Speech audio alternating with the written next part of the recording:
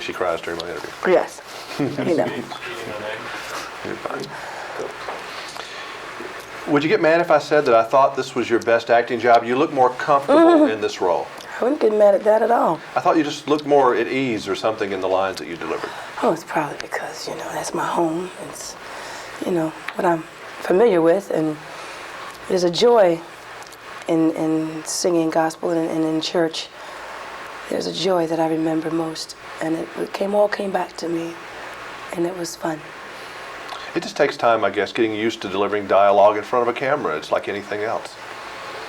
Yeah, well, you know, you got to, you know, think that my first movie, I was co-starring with Kevin Costner, and I didn't know what I was getting myself into for that, you know, and I had to do a soundtrack.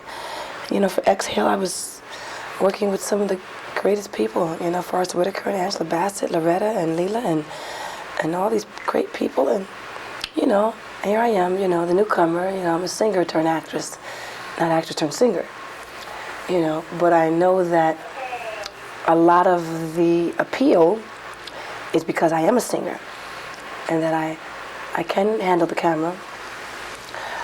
It gets to be a learning process when you have to learn how to step from one mark to another and say your lines fluidly. You know, I had problems with that because I'm a rhythm girl. You know, I'm not beats.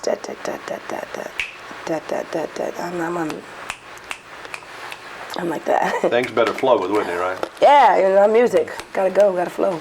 And some things don't, and that throws you. Sometimes. Did you, were you a natural ice skater, by the way? I saw you, Denzel, out there. You were trying to fall. Was that an acting, or was that a... I was an acting. Okay, because you're good on ice. Yeah, pretty good, pretty good. So was D. He was good. I was just left Denzel a few minutes ago, and he was talking about how they had you guys, the tabloids, had the most fun at that scene because he said they'd say cut, and he'd hear all the, you know, it would kind of, he wasn't used to being around all that kind of stuff, and he's a big star. Yeah, he used to always say, how do you deal with this? You know, how do you deal with that kind of stuff? And it was weird because I thought, you're Denzel Washington, I mean, you know. But movies and music, they have a different, you know, mechanics that go along with that, you know. My world is full of, you know, it's that rock and roll syndrome, you know. We know they're doing something. Do you think it's because, you know, you sing a lot of times kind of personal songs and people might have memories? I don't know what, I'm trying to understand it a little bit more because there is such a fuss about you and Madonna and a few other girl singers particularly. I think music touches the chords of the heart a lot more. I think it's because if you can close your eyes and listen to music and create your own picture, then it stays with you longer. You know, it stays with you, it lingers. Songs last forever, you know. Movies last forever, but you have to put them in to see them with your vision, you know. But music, you can think in your mind and create your own thing. Do you know a hit song when you hear one, or does Clive or whoever presents you with some of your music have to sell you on some of the things? No. Are you a good ear? I have a great ear. I know a hit song when I hear one because I know how to make hit records. Have any of the hits that we have heard, have you resisted any of those, or you just knew they were right off the bat? I held them, most of them, like step by step I held, and I Believe in You and Me I held.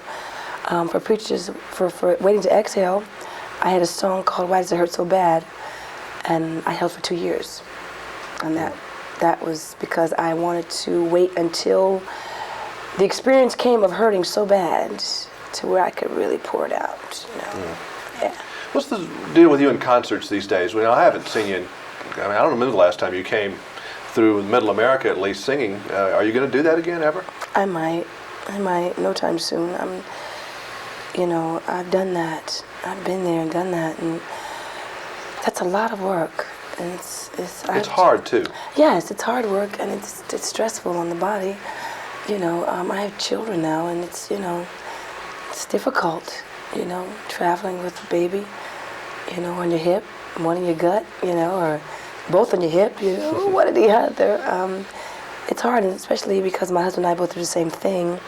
You know, we don't like both being on tour at the same time. Would it be more possible to see you like for 4 or 5 days at Madison Square Garden or something where you could still be at home and still do some concerts, something like that? Because I think it would be a great loss if people couldn't see you singing live. Bless your heart. I mean, that's really, you do that so well. It would be like a lost talent, I think. Thank you. No, I intend to do it again. I just don't intend to do it to the degree I used to. I mean, I don't think you need to ride the bus and go from stop to stop every night. Well, you have to. If you're going to do it, if you're going to do a countryside tour, then you have to go like that. That's the way it goes.